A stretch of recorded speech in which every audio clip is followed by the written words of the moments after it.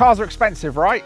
They're probably one of your biggest household outgoings. I've got £300 a month to spend on a car, and I had a couple of options. I could have gone for something like this here, with a £3,000 deposit and then £300 a month. So over a year, this would cost me £3,600 for what you'd hope would be trouble-free motoring.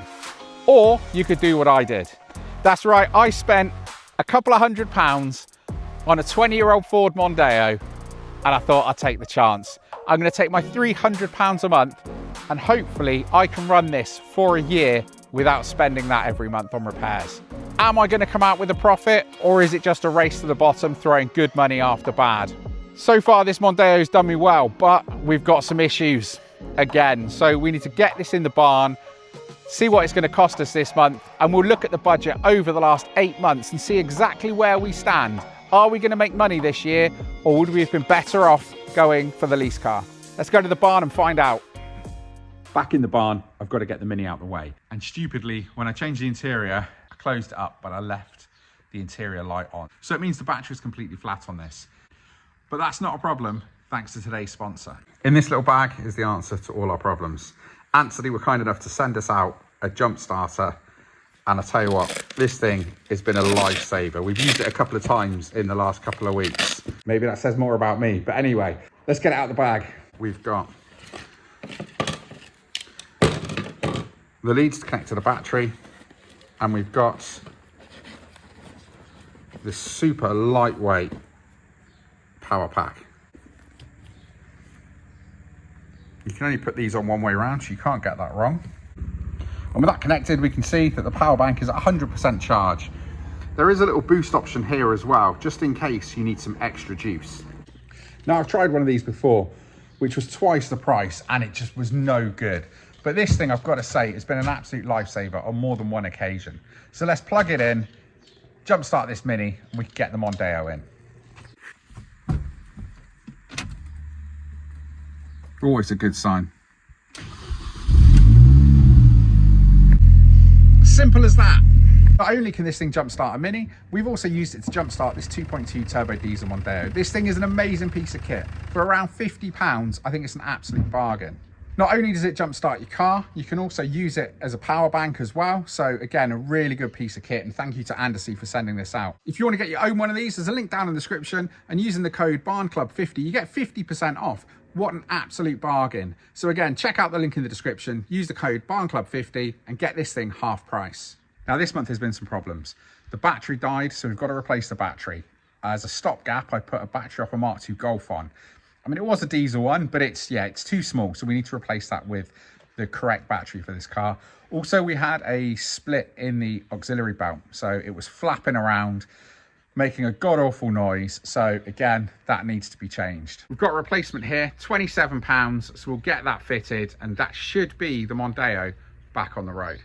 And if that's not enough, this month the washer jet stopped working as well. So you press the button and just nothing comes out. Now, I learned that after I just filled up the washers. So yeah, we're gonna try not to get washer fluid all over the barn floor, but look, we're gonna have to swap that out. The good news is that was only about £10 for a replacement off Amazon.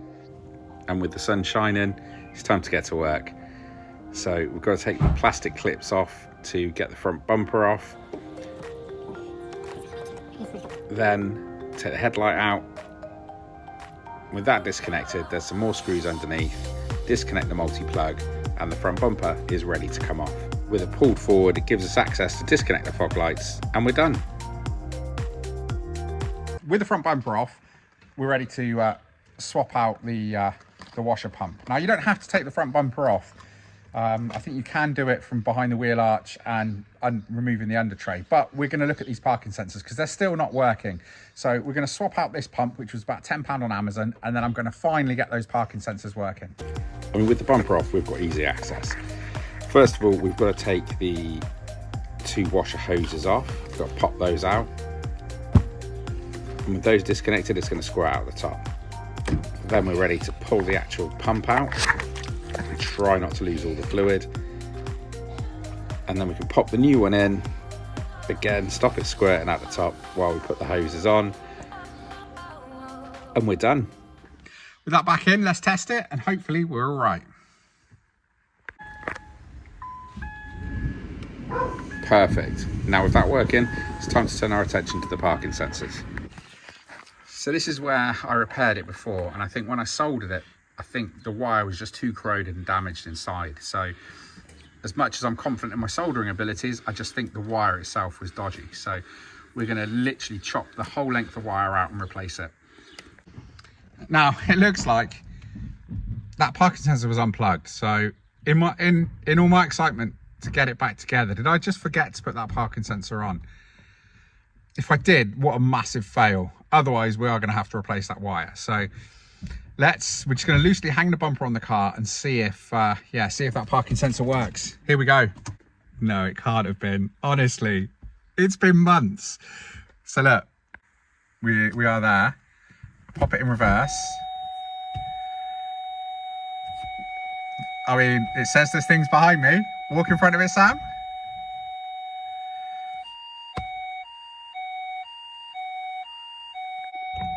Honestly, what a muppet. So it looks like my soldering was up to scratch, just my ability to plug a connector in, sadly lacking. Honestly. But look, it was free to fix it, so happy days. We can get the bumper on, and yeah, do you know what? This car is just that little bit better. To get the Mondeo battery out, it's the stupidest thing. When you look down here, you've got this battery box that it lives in. So what you need to do is actually take off the earth strap here, and that comes out with the battery. Unbolt that, and then you've got the battery clamp there. This all comes out, and then we can put the new one back in, swap this cable over, put it back on, and away we go. So we're just disconnecting the battery, taking the positive off, and then this earth strap that's still connected to the battery. And then with the 8mm off the battery clamp, we can take that out. And then we might have to take the airbox out, but this is a smaller battery, so you might be able to get it out without it.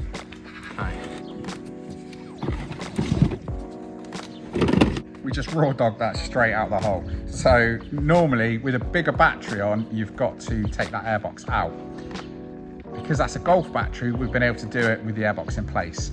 Now hopefully we can wrestle the new one back in, but I guess we're about to find out. But first of all, we've got to swap the earth strap over. Now looking at the size of it compared to the Golf battery, it's not a lot of difference, but I guess it's what's inside that counts. Certainly what my nan always used to say to me. So it's another small battery, but it's 640 cca, which is enough for this car apparently. So we can get that back in, and that's a new battery on the Mondeo ticked off the list too. And that's the battery box back in place. Now to tackle this split auxiliary belt, because it's just slapping against the aircon pipe. We've got a nice shiny new one down here, so happy days. That's £27 I didn't want to spend, but it could have been worse. The tensioner could have failed, and that would have cost me another 45 quid on top. So thankfully, it was just about today. And with it out of the barn, how good does it look in the sun?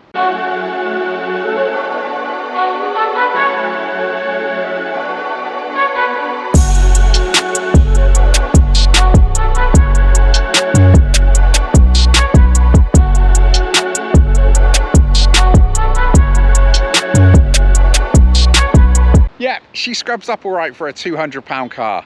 But anyway, let's have a look and see what we've spent this month, and we can work out where we stand with the budget over the last 8 months. So what have we done? Well, we changed the battery because we had some issues.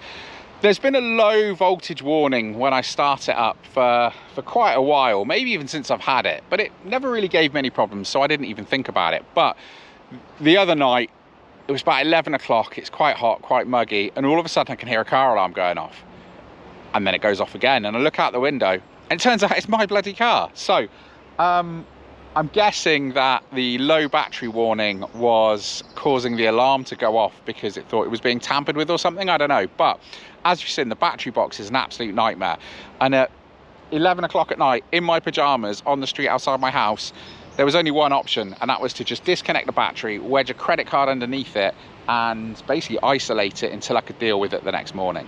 With the new battery fitted, that's £60. It should have been 75, but GSF had a discount going, so it was £60. So I thought, bargain, let's get it fitted. Now, we also changed that auxiliary belt because I was driving back the other day and I heard this banging noise. It was like a rotational noise. I thought the worst. I thought as a drive shaft come loose, but it just turned out that the belt had started to break up and it was slapping against the aircon pipe. So new belt fitted, £27.50 later, there we go. What else have we done? So the other thing that we did was that washer jet pump. So again, £10, we fixed the parking sensors. Well, I say fixed, we took the whole front end off just to discover that back in January, I didn't plug the parking sensor back in. So I went to all the work of repairing the wire and fell at the final hurdle. But that means we should have parking sensors. So back in the car, let's take a look, because anyone who knows me knows I always struggle with faulty parking sensors. They seem to be a curse. They're great when they work, but as soon as they fail, it's just a long laundry list of problems. So let's have a look, because it hasn't gone to plan.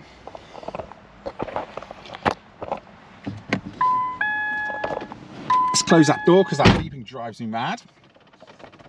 Now, the good thing with the Converse Plus upgrade that we did as part of the interior tech upgrade is that this little car here now displays the parking sensors. So if I put it into reverse, you can see that this one here thinks there is something behind it, when there clearly isn't, because as you can see, we're in a giant field here. So that means I'm gonna have to replace that parking sensor. But looking on Amazon, it's about £10. I think I've got some gloss black spray paint in the barn somewhere, so hopefully another £10 and I can get that parking sensor fixed.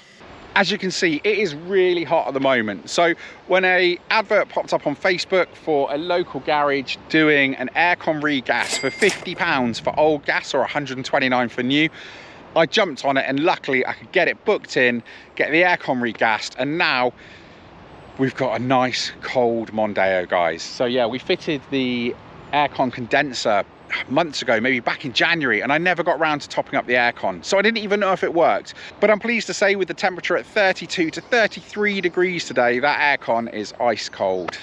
Next up this month, there's another £25 that you haven't seen me spend.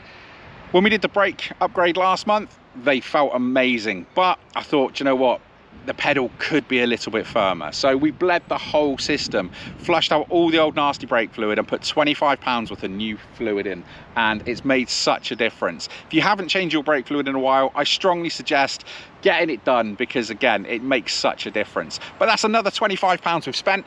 So how does that stand for the month? Well, we've spent £172 on this month, I think. So not bad, about half of our £300 budget. To recap what we spent so far, we paid £200 for this back in October, because that's what We Buy Any Car had offered my brother. So that meant we spent £200 instead of a £3,000 initial deposit payment on a lease car. So I thought that was a good deal. Then it had about 3 weeks MOT. So next up, we had to put it through its MOT and also give it a service, so an oil filter, air filter, give it an inspection, and then get it on the ramp for the MOT. And the good news was it passed.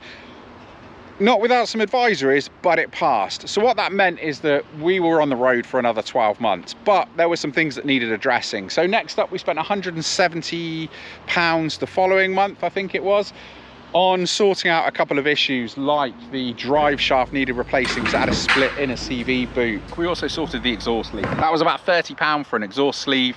And yeah, that's good to go. It was a bit of a worry because Mondeo exhausts can be really expensive. So, do you know what, £30, I'll take that as a win. And with those sorted, I just drove it month after month, mile after mile, sort of £300 in my pocket every month for a couple of months. And I thought, this thing's going really well. So obviously it was time for an upgrade. The more I drove it, the more I thought this thing was lacking some creature comforts. So I fitted an Android Apple CarPlay head unit, which made such a difference to the car. Again, it just made it feel like a brand new car. So again, totally worth the money, but we did end up spending about £300 on the car that month. So we blew the budget just a little bit, but I think it was well worth it because it made such a difference. As well as the stereo, we replaced this antenna, because if you saw the video before, you'll know that it was held on with super glue. So it was only a matter of time till it was going to come off, even though it had been on there for a few years. But it meant I couldn't put it through a car wash, and I am super lazy when it comes to taking care of cars. So My biggest fear was I was going to put it through a car wash, it was going to rip that antenna off, and then it was all going to leak down into the roof lining below. So we changed that out. Again, that was £10 for the antenna base. It came with an antenna that didn't fit, so I had to spend another £10 on a replacement antenna as well. But still, £20 means I can put it through a car wash. Then the next month, as I'm driving back from Birmingham from a conference, the rear handbrake stuck on. So I'm driving down the motorway and it's just grinding away at that inside pad, scoring the inside of the disc. So it meant that we had to replace the discs and pads on the back and a caliper. So I could have done that for around about £90 if I just fitted budget discs, budget pads, and a replacement caliper. But instead I went for an upgrade because we want to make this car better. So I fitted M-Tech discs and pads at the rear with a brand new caliper. But that's not where we stopped, is it? Because we also fitted the larger twin pot Volvo big brake upgrade to the front of this. So you can see tucked away behind here, we've got the twin pot Volvo calipers off an XC60, and we've got the larger, I think they're 328mm M-Tech discs and pads. So again, another month, we spent just over £300 on it. So again, we didn't make any savings, but we made the car a lot better. And these brakes are fantastic, especially now we've changed out the brake fluid. So that brings us up to now. Obviously, we had some issues this month. So how are the finances after 8 months? Well, in 8 months, we would have spent £2,700 on lease payments, which we haven't done. So that's good news. But how much have we actually saved? Well, if you add up everything we've done to this car, including buying it, we've actually only spent around £1,350. So about half of what it would have cost to lease a brand new car. And we've done some pretty cool upgrades to this. We've given it CarPlay to make it feel a lot nicer inside. We've done the big brake upgrade, and we've done some MOT repairs to keep it on the road for another year. So all in all, I think that's a pretty good result so far. But we've still got another 4 months to go. Is this going to break the bank, or are we going to end our first year of cheap car motoring in a profit with a car 10 times better than we started with? Now, of course, this isn't a brand new car, so these breakdowns have been an inconvenience and they've not been massively costly, but I don't think I would have got that if I had a brand new lease car. And of course, it is nearly 20 years old. So anyone looking at this isn't going to think, wow, he's doing all right for himself. He's got a new car. So if that's what you're interested in, then running an old car probably isn't for you. But if the money in your pocket makes a difference and that's what you want to achieve, then I highly recommend getting yourself an old Ford Mondeo, because this thing has been amazing. But we've got 4 months left of this, so we're still going to see what I get up to with this Mondeo over the next coming months. But that means we're going to need to get on the lookout for something new. We need a new daily for the winter. As good as this Mondeo's been, I think it might be time for something fresh once we've had this for a year. So let me know what you think in the comments. What would be a good replacement for this? Maybe if I sold this, what do you think it's worth? Again, how much is a 216,000 mile 2.2 Titanium X worth? I mean, it's pretty up together now. So let me know what you think in the comments. But that's a long way off, so don't worry, you'll see a lot more of this Ford Mondeo in the coming months and videos. That's right, we've got more road trips, we've got more modifications, there's just loads more stuff planned for this car before the year is out. But if this is your first time here, remember to give the video a like, subscribe to the channel, and you might want to check out this playlist here that shows you everything that we've done to this car in the last 8 months. Or if you've already seen that, you might find this video interesting too.